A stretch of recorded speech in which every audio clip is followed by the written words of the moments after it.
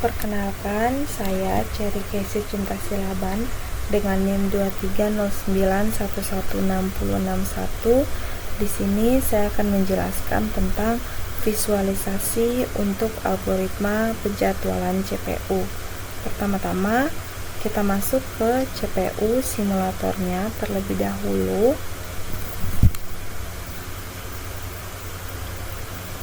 Kemudian setelah masuk ke CPU simulator, kita klik compiler, maka akan muncul tampilan seperti pada video. Kemudian pada program search, kita ketikkan program loop sederhana.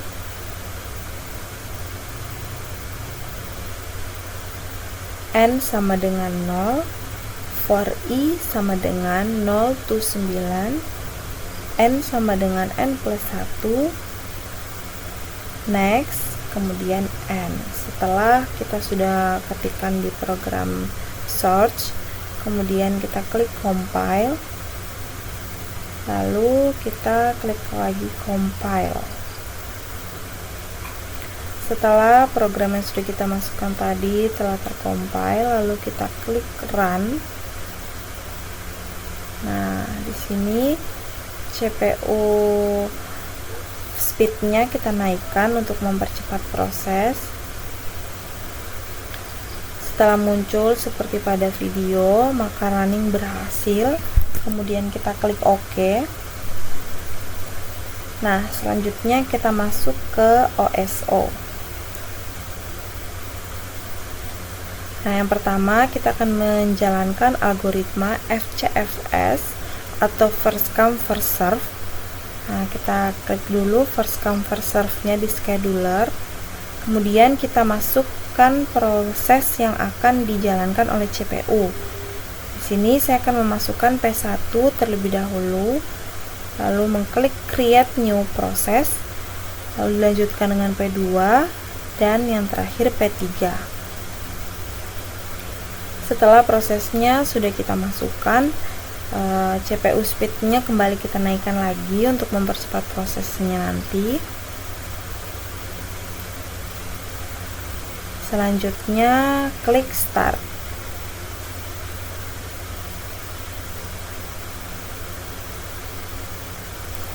Maka CPU akan menjalankan proses yang sudah kita masukkan tadi menggunakan algoritma FCFS atau first come first serve. Nah, untuk melihatnya kita bisa masuk ke views, lalu kita klik view logs. Nah, sesuai dengan namanya tadi, first come first serve, di mana pada algoritma ini proses yang pertama kali masuk atau dimasukkan adalah proses yang akan pertama kali dijalankan oleh CPU. Nah, tadi di sini saya sudah memasukkan P1 terlebih dahulu, kemudian dilanjutkan dengan P2 dan yang terakhir P3. Maka secara otomatis CPU akan menjalankan proses yang pertama saya masukkan terlebih dahulu, yaitu P1, kemudian P2 dan dilanjutkan dengan P3. Jadi algoritma FCFS ini adalah algoritma di mana proses yang pertama kali dimasukkan adalah proses yang pertama kali dijalankan. Selanjutnya kita masuk pada algoritma yang kedua, yaitu SJF atau sorted job first. Nah, kita ganti dulu ke sorted job first pada scheduler. Kemudian di priority-nya kita ganti ke preemptive. Nah, di sini saya akan membuat prosesnya itu dengan detik yang berbeda, yaitu P1. Di sini pertama kita klik dulu delay process.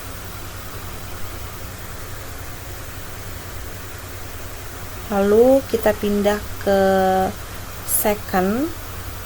Nah, di sini saya mau bikin P1-nya itu 10 detik. Lalu kita klik create new process. Nah, dilanjutkan dengan P2. Klik lagi delay prosesnya. Kemudian untuk P2 ini saya akan berikan waktunya 7 detik. Lalu klik create new process. Dan yang terakhir P3, klik lagi delete prosesnya.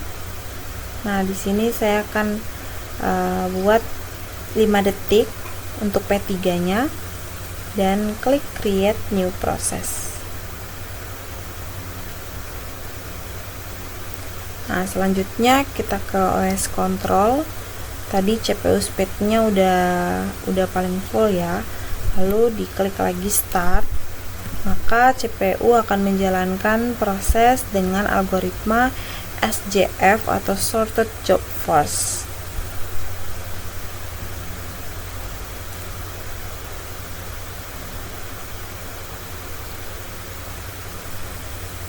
Nah, untuk melihatnya kita bisa masuk lagi ke views, lalu kita klik view log.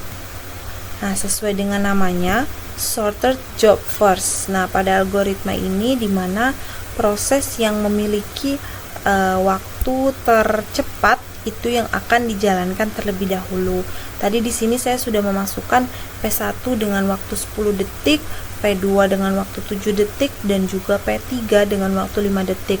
Maka CPU akan menjalankan proses yang P3 terlebih dahulu karena P3 memiliki waktu yang paling singkat dibandingkan proses-proses yang lain, dan dilanjutkan dengan P2 dan yang terakhir yaitu P1. Nah, algoritma yang terakhir yang akan kita jalankan adalah algoritma deadlock. Nah, untuk algoritma deadlock sendiri kita harus memasukkan program shorts baru. Di sini kita ketik program P1 resource dalam kurung 1, allocate wait dalam kurung 3 resource dalam kurung 2, allocate for n sama dengan 1 to 20 next, kemudian n. Nah, setelah kita sudah masukkan program source-nya, kita compile programnya, lalu kita klik load in memory untuk menyimpan program source dari P1 tadi. Nah, kalau muncul tampilan seperti pada video, maka berhasil disimpan. Kemudian kita masuk lagi ke compiler untuk memasukkan program source P2. Kita ganti menjadi P2 dan angka 1-nya kita ganti menjadi 2, angka 2-nya kita ganti menjadi 3. Lalu kita compile lagi. Selanjutnya kita load in memory lagi. Klik OK, kembali lagi ke compiler. Kita ganti menjadi program P3. Angka 2-nya kita ganti menjadi 3 dan angka 3-nya kita ganti menjadi 4. Di compile lagi dan di load in memory lagi. Selanjutnya kita kembali lagi ke compiler, kita ganti menjadi program P4, angka 3 menjadi angka 4 dan angka 4-nya kita ganti menjadi angka 1. Kita compile lagi, lalu kita load in memory lagi. Nah, setelah semuanya sudah tersimpan, kita masuk ke OSO. Lalu pada scheduler kita ganti menjadi round robin. Selanjutnya CPU speed-nya kita naikkan. Priority-nya juga di sini no priority ya. Nah, selanjutnya kita masukkan P1, P2, P3 dan P4 yang sudah kita simpan tadi.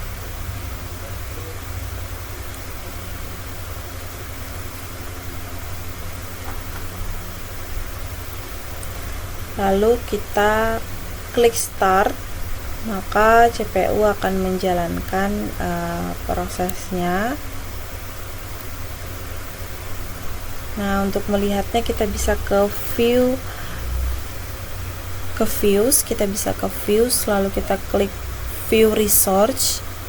Nah, di sini warna hijau itu menandakan bahwa resource sedang tersedia sedangkan warna kuning menandakan bahwa resource-nya sedang digunakan, sementara warna merah itu menandakan bahwa resource-nya itu tuh sedang digunakan dan terdapat proses lain yang meminta resource tersebut di waktu yang bersamaan.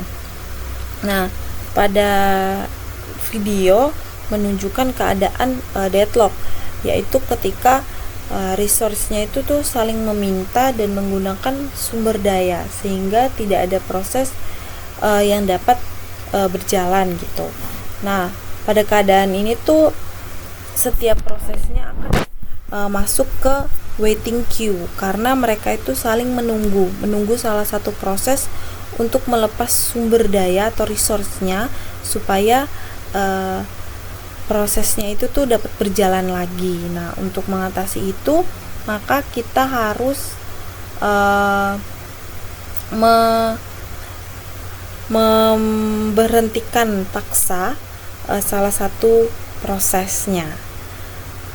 Nah, di sini saya mencoba memberitakan paksa proses di kotak yang R2 itu ya. Nah, lalu diklik bagian release-nya. Nah, maka bisa kita lihat bahwa prosesnya itu berjalan lagi.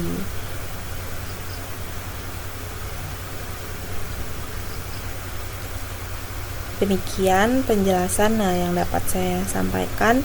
Kurang lebihnya saya mohon maaf. Terima kasih.